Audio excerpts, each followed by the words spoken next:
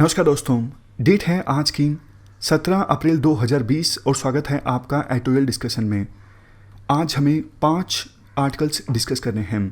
सबसे पहले हम टेलीमेडिसिन से संबंधित आर्टिकल को डिस्कस करेंगे। दूसरे नंबर पर गल्फ़ में रहने वाले इंडियन डायस्पोरा के लोगों की सिचुएशन के बारे में। तीसरे नंबर पर हम आर्टिकल डिस्कस करेंगे IITs में एडमिशन से संबंधित। चौथे नंबर पर इकोनॉमी को कैसे रिवाइव किया जाए ब्लूप्रिंट से संबंधित। और पांचवें नंबर पे एविएशन सेक्टर से संबंधित। आज डिस्कशन थोड़ा लंबी हो सकती है, इसलिए डिस्कशन को हम 2 पार्ट्स में कंडक्ट कर सकते हैं। पहले पार्ट में हम इन तीनों आर्टिकल्स को डिस्कस करेंगे और थोड़ी देर बाद दूसरा पार्ट आएगा जिसमें हम इन बचे हुए 2 आर्टिकल्स को डिस्कस करेंगे। चलिए डिस्कशन स्टार्ट करते हैं। सबसे पहले इंपॉर्टेंट आर्टिकल टेलीमेडिसिन से संबंधित है। आप GS पेपर 3 के इस टॉपिक से आर्टिकल को रिलेट कर सकते हो। आज पूरा वर्ल्ड कोविड-19 की महामारी से लड़ने की कोशिश कर रहा है, लेकिन देखो वर्ल्ड के पास कुछ ही टूल्स, कुछ ही डिवाइसेस ऐसे हैं जो कोविड-19 के खिलाफ लड़ाई में इंपॉर्टेंट साबित हो रहे हैं, जिसमें से एक है टेक्नोलॉजी। कुछ एग्जाम्पल्स आप देखिए किस प्रकार से टेक्नोलॉजी का उपयोग किया जा रहा है वर्ल्ड के द्वारा कोविड-19 की महामारी से निपटने के लिए। चाहे देखो टेक्नोलॉजी की सहायता से वैक्सीन डेवलप करने की बात हो, या फिर लॉकडाउन की सिचुएशन में एजुकेशन प्रोवाइड करने की बात हो। इवन लॉकडाउन की सिचुएशन में लोग घरों पर हैं और टेक्नोलॉजी एक ऐसा माध्यम है जो लोगों को एंटरटेनमेंट प्रोवाइड कर रहा है। इवन जो लोग अपने आप को प्रोडक्टिव बनाना चाहते हैं खाली समय में, वो टेक्नोलॉजी की सहायता से अपने आप को प्रोडक्टिव भी बना रहे हैं। इवन टेक्नोलॉजी का इस्तेमाल लॉकडाउन की सिचुएशन में टेलीमेडिसिन के लिए भी किया जा रहा है। हमारे इस आर्टिकल का जो फोकस है वो टेलीमेडिसिन पर ही है। सबसे पहले आप मुझे टेलीमेडिसिन का मतलब बताइए, क्या मतलब है टेलीमेडिसिन का? आपने ये वर्ड जरूर सुना होगा। जब देखो टेलीकम्युनिकेशन या फिर इंफॉर्मेशन टेक्नोलॉजी का इस्तेमाल किया जाता है क्लिनिकल हेल्थ केयर प्रोवाइड करने के लिए दूर दूर तक, तो इसे टेलीमेडिसिन कहा जाता है। जैसे ये डॉक्टर हैं, डॉक्टर बैठे हैं 1000 किलोमीटर दूर, और इन डॉक्टर से किसी डिजीज़ को लेके कंसल्ट किया जाता है किसी पर्सन के द्वारा इंटरनेट के माध्यम से, IT या फिर टेलीकम्युनिकेशन के माध्यम से, तो ये टेलीमेडिसिन का एग्जाम्पल है। टेलीमेडिसिन के देखो काफ़ी सारे फायदे हैं। सबसे बड़ा फ़ायदा तो ये है दूर दराज के एरियाज़ में भी हेल्थ केयर प्रोवाइड की जा सकती है टेलीमेडिसिन की सहायता से। दूसरा फ़ायदा ये है कॉस्ट कटिंग काफ़ी हो जाती है।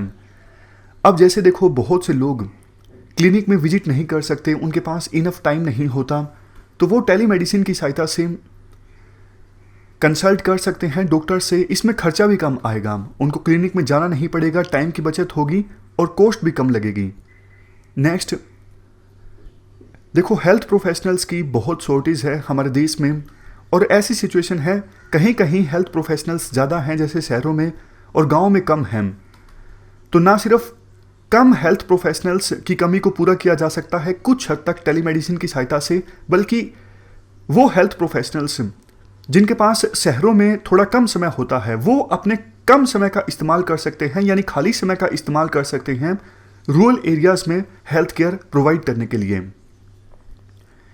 नेक्स्ट पॉइंट, जैसे देखो कोविड-19 का डिजीज़ है, स्वाइन फ्लू है, इसमें क्या होता है, खतरा होता है कि पेशेंट से जो वायरस है वो ट्रांसमिट कर सकता है हेल्थ प्रोफेशनल्स में। तो टेलीमेडिसिन इस चीज़ को प्रिवेंट कर देता है, क्योंकि डायरेक्ट संपर्क होता नहीं है पेशेंट में और डॉक्टर के बीच, इसलिए ट्रांसमिशन का जो खतरा है वो भी कम हो जाता है। इस प्रकार से हमने टेलीमेडिसिन के काफ़ी सारे फायदे डिस्कस किए। देखो टेलीमेडिसिन की जो ये टेक्नोलॉजी है वैसे नई टेक्नोलॉजी नहीं है।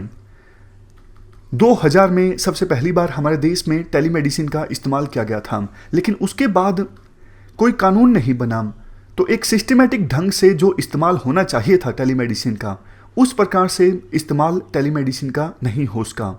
लेकिन अभी लॉकडाउन लगा पूरे देश में कोविड-19 की महामारी के कारण, तो टेलीमेडिसिन का इस्तेमाल किया जाने लगा बड़े स्केल पे। इवन सरकार ने भी गाइडलाइंस जारी की कि बाकी जो दूसरे हेल्थ इश्यूज़ पर कंसल्टेशन प्राप्त करनी है तो ज़्यादा से ज़्यादा कंसल्टेशन प्राप्त की जाए टेली मेडिसिन की सहायता से। इससे लोगों ने हॉस्पिटल में जाना कम कर दिया। मतलब देखो, अगर इमरजेंसी है तो जाना ही पड़ेगा, अदरवाइज रूटीन चेकअप है तो टेलीमेडिसिन की सहायता से डॉक्टर से कंसल्ट किया जा सकता है। और आजकल टेक्नोलॉजी इतनी ज़्यादा एडवांस हो चुकी है कि डॉक्टर दूर बैठे हाई क्वालिटी इमेजेस ले सकते हैं। डॉक्टर दूर बैठे जो हार्ट बीट है उनको भी सुन सकते हैं। मतलब टेक्नोलॉजी आज के समय में काफ़ी ज़्यादा एडवांस हो चुकी है।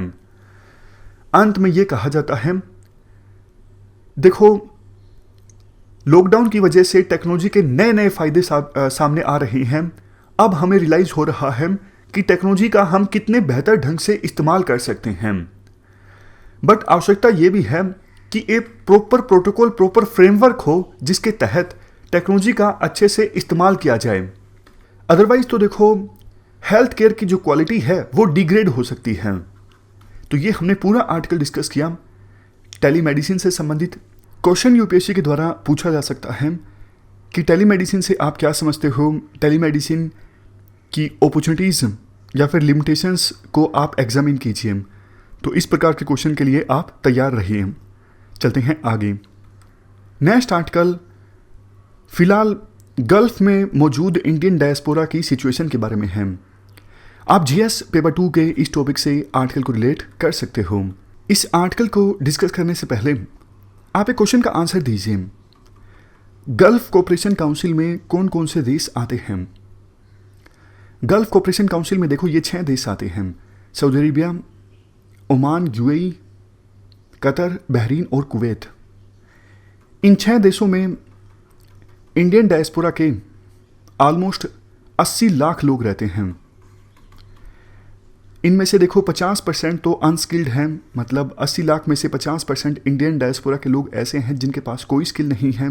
30% सेमी स्किल्ड हैं और 20% ऐसे हैं जिनके पास स्किल है। उनके पास जो एम्प्लॉयमेंट है इन देशों में वो अच्छी एम्प्लॉयमेंट है, वो अच्छी जगह पे एम्प्लॉयड हैं।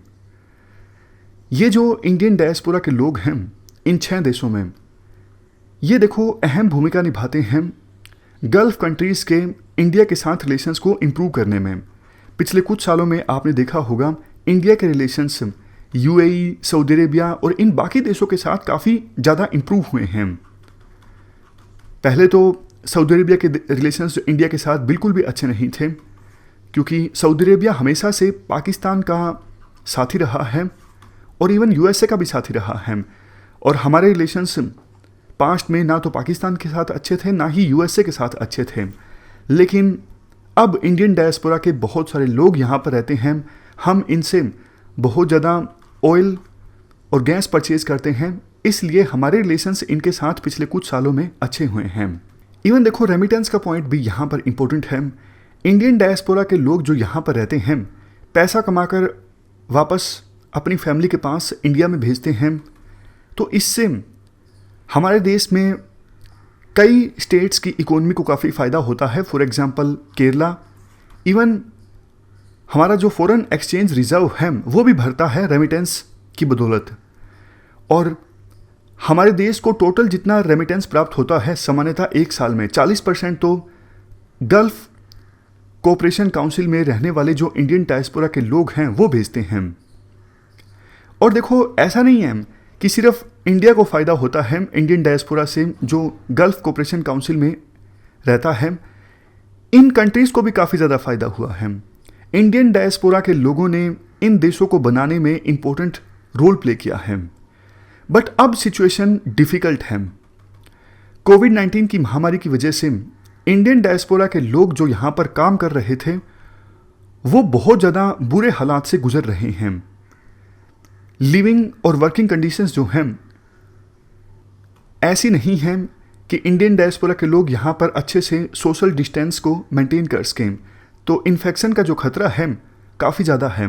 और देखो गल्फ कोऑपरेशन काउंसिल में काफ़ी सारे इंडियन डायस्पोरा के जो लोग रहते हैं वो ऐसे हैं जो क्रोनिक डिजीज़ से सफ़र कर रहे हैं। जैसे किसी को डायबिटीज़ है, कोई और डिजीज़ है, वो अपनी दवाइयाँ इंडिया से मंगवाते हैं क्योंकि सस्ती पड़ती हैं। लेकिन लॉकडाउन की वजह से वो अपनी दवाइयों को इंडिया से नहीं मंगवा पा रहे हैं। लॉकडाउन की वजह से इन गल्फ कोऑपरेशन काउंसिल में बहुत सारी कंपनीज ने काम करना बंद कर दिया है, तो बहुत सारे इंडियन डायस्पोरा के लोग यहाँ पर जॉबलेस हो गए हैं। अब देखो वो वापस भी नहीं आ सकते, फिलहाल की सिचुएशन में आना चाहते हैं लेकिन आ नहीं सकते, सारी इंटरनेशनल फ्लाइट्स बंद हैं और फिलहाल तो सरकार चाहेगी भी नहीं कि दूसरे देश से कोई इंडिया में आए, क्योंकि इन्फेक्शन का जो खतरा है, वायरस के ट्रांसमिशन का खतरा काफ़ी ज़्यादा है। लेकिन ये देश चाहते हैं कि दूसरे देशों के वो लोग जो अपने देश में जाना चाहते हैं उनको विभिन्न देश इवैक्यूएट करें। मतलब इंडिया के लोग गल्फ कोऑपरेशन काउंसिल से वापस आना चाहते हैं इंडिया में, तो इंडिया की सरकार उन्हें इवैक्यूएट करे, अपने देश में लेकर जाए, ऐसा चाहते हैं ये गल्फ कोऑपरेशन काउंसिल के देश। इवन देखो यूएई के जो बड़े लीडर्स हैं उन्होंने इनडायरेक्टली धमकी भी दी कि अगर विभिन्न देश अपने अपने लोगों को यहाँ से नहीं लेके जाते हैं जो जाना चाहते हैं, तो उनके साथ हमारे रिलेशंस पर फ़र्क पड़ेगा फ्यूचर में। जबकि इंडिया जैसे देशों के जो कंसर्न्स हैं वो भी बिल्कुल जायज़ हैं कि भैया इस स्टेज पे हम कैसे लेके जाएं, एक बार इस कोविड-19 की महामारी पर काबू पा लिया जाए तो जो भी इंडिया में आना चाहते हैं वापस इंडियन डायस्पोरा के लोग, उन्हें हम वापस लेकर आएंगे।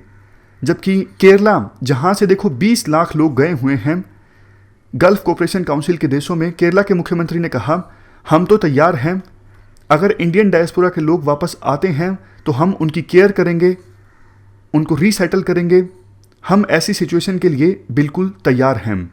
ना सिर्फ केरला के बल्कि उत्तर प्रदेश, बिहार और पंजाब के भी बहुत सारे लोग हैं जो गल्फ में रहते हैं। देखो सेंटर को इनिशिएटिव लेना चाहिए, मतलब सेंट्रल गवर्नमेंट को लीड लेनी चाहिए, इन सभी स्टेट्स से बात करके एक अरेंजमेंट इस्टाब्लिश की जाए, एक ऐसा सॉल्यूशन निकाला जाए जो सभी स्टेट्स को मान्य हो। हाँ, इसमें देखो थोड़ी दिक्कत आएगी, थोड़े एक्स्ट्रा प्रयास लगाने पड़ेंगे, लेकिन देखो ज़रूरी है। हमारे लोग जो गल्फ में रहते हैं उन्होंने देश को काफ़ी फ़ायदा पहुंचाया है, तो अब मुश्किल की घड़ी में हम गल्फ कंट्रीज़ में रहने वाले इंडियन डायस्पोरा के लोगों को लर्च में नहीं छोड़ सकते, यानी बीच में नहीं छोड़ सकते, हमें उनकी मदद करनी चाहिए। तो ये हमने पूरा आर्टिकल डिस्कस किया गल्फ कोऑपरेशन काउंसिल में रहने वाले इंडियन डायस्पोरा के लोगों के बारे में। चलते हैं आगे। नेक्स्ट आर्टिकल IITs में एडमिशन्स से संबंधित है। आप GS पेपर 2 के इस टॉपिक से आर्टिकल को रिलेट कर सकते हो। देखो अभी IIT में एडमिशन के लिए 2 एग्ज़ाम होते हैं। पहले कंडक्ट होता है JEE मेंस का एग्ज़ाम, JEE मेन एग्ज़ाम। इस एग्ज़ाम में जो लोग एक निश्चित कट ऑफ को पार करते हैं उन लोगों को मौका मिलता है JEE एडवांस एग्ज़ाम देने का, और बाद में जो इस एग्ज़ाम को क्लियर करते हैं उनका एडमिशन्स होता है विभिन्न IITs में रैंक के आधार पर। और वो लोग जो JEE मेन के एग्ज़ाम में, यानी जो एग्ज़ाम पहले कंडक्ट हुआ था, एक निश्चित कट ऑफ को पार नहीं करते हैं, वो देखो अगला एग्ज़ाम तो नहीं दे सकते JEE एडवांस का IITs में एडमिशन के लिए, लेकिन वो अपने स्कोर के आधार पर बाकी जो कॉलेजेस हैं जैसे NITs हैं, IIITs हैं या फिर दूसरे इंजीनियरिंग कॉलेजेस हैं, उनमें एडमिशन प्राप्त कर सकते हैं। सिंपल 30 सेकंड में मैं फिर से एक्सप्लेन कर देता हूँ। IITs में एडमिशन के लिए कैंडिडेट को 2 एग्ज़ाम की प्रोसेस से होकर गुजरना पड़ता है। पहले JEE मेन का एग्ज़ाम देना पड़ता है, और वो लोग जो एक निश्चित कट ऑफ को पार करते हैं, मान लीजिए 100 में से 75, तो फिर उनको एक और एग्ज़ाम देना पड़ता है JEE एडवांस का। और इस एडवांस में जिनकी ऊपर रैंक आती है, जो इस एग्ज़ाम को क्लियर करते हैं, उनका एडमिशन होता है वेरियस IITs में। और वो लोग जिन्होंने JEE मेन के एग्ज़ाम में, यानी पहले नंबर के एग्ज़ाम में कट ऑफ को पार नहीं किया था, उनका एडमिशन हो सकता है स्कोर पे आधार पर विभिन्न इंजीनियरिंग इंस्टीट्यूशंस में। लेकिन देखो आज की सिचुएशन को अगर हम देखें, लॉकडाउन लग गया, इवन +2 के एग्ज़ाम्स भी अभी कंडक्ट नहीं हुए, और ये जो एग्ज़ाम हैं +2 के, CBSE के या फिर दूसरे बोर्ड्स के या फिर JEE मेन का, JEE एडवांस का, ये नेशनल लेवल के एग्ज़ाम हैं। अगर देश के किसी एक एरिया में भी हालात अगर ख़राब रहे तो फिर ये एग्ज़ाम्स कंडक्ट नहीं हो सकते। इवन हमारे UPSC के एग्ज़ाम के साथ भी ऐसा ही है। फ़िलहाल UPSC ने आपको पता है एग्ज़ाम पोस्टपोन करने से मना कर दिया। तो काफ़ी कैंडिडेट्स हैं जो पूछते हैं एग्ज़ाम पोस्टपोन हो सकता है या फिर नहीं हो सकता है। देखो सिचुएशन काफ़ी ज़्यादा अनसर्टेन है, कुछ कह नहीं सकते कि आने वाले 10 दिनों में 7 दिनों में कितने केस सामने आएंगे। लेकिन हाँ इतना ज़रूर है, जो बात राइटर इस आर्टिकल में बोलते हैं कि अगर देश के एक भी रीजन में सिचुएशन ख़राब रहती है, ये महामारी काबू में नहीं आती है, तो फिर एग्ज़ाम का कंडक्ट होना मुश्किल है। इवन कमीशन भी अभी श्योर नहीं है। कमीशन के जो मेंबर्स हैं उन्होंने वेट एंड वॉच की रणनीति अपनाई है कि 3 मई तक का इंतज़ार करना चाहिए। अगर जो कर्व है वो फ्लैटन हो जाता है, बिल्कुल होपफुली बिल्कुल सिचुएशन ठीक हो जाती है, तब पॉसिबिलिटी एक्सप्लोर करेंगे एग्ज़ाम को कंडक्ट करवाने की। अदरवाइज़ फिर वो 3 मई को सूचित कर देंगे कि एग्ज़ाम जो है वो पोस्टपोन किया जाता है। कुछ कैंडिडेट्स ने ये भी पूछा क्या ऐसा पॉसिबल है कि पिछले साल का रिज़ल्ट ना आया हो और अगले साल का एग्ज़ाम कंडक्ट हो जाए। ये तो देखो बिल्कुल पॉसिबल है। UPSC सिर्फ एक ही सूरत में एग्ज़ाम पोस्टपोन करेगी, वो है वो एग्ज़ाम कंडक्ट करवाने में सक्षम ना हो, मतलब लॉजिस्टिक्स सपोर्ट ना कर रहे हों या फिर सिचुएशन ऐसी है कि महामारी के फैलने का डर है, इतने सारे स्टूडेंट्स इकट्ठा होंगे, तब जाके वो एग्ज़ाम पोस्टपोन करेगी। बाकी जो सारे रीजंस हैं UPSC के लिए मैटर नहीं करते हैं। पिछले साल का रिज़ल्ट आया है नहीं आया है, बच्चों की तैयारी ख़राब हुई है लॉकडाउन की वजह से या फिर नहीं हुई है, UPSC इन सब फैक्टर्स पर बिल्कुल ध्यान नहीं देगी।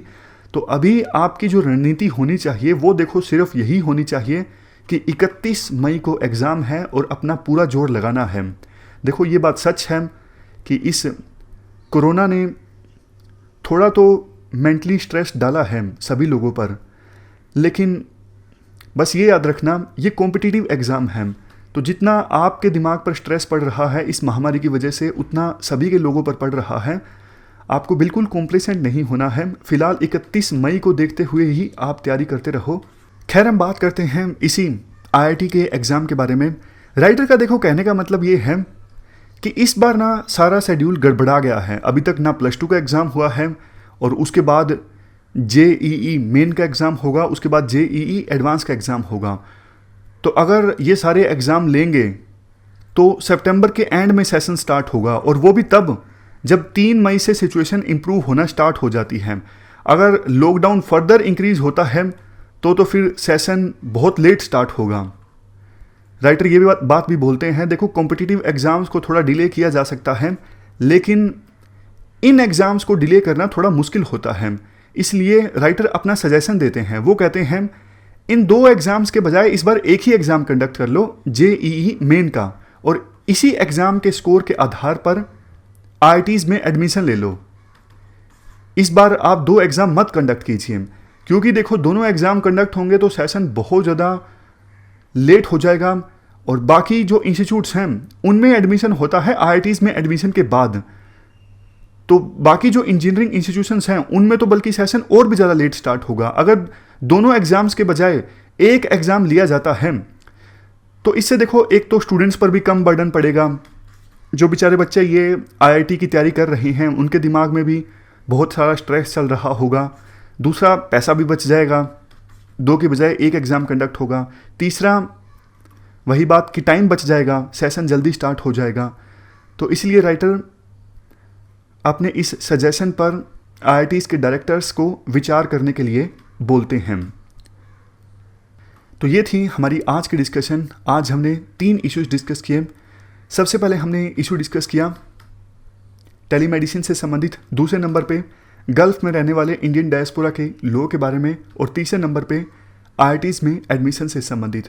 Thank you very much for discussion.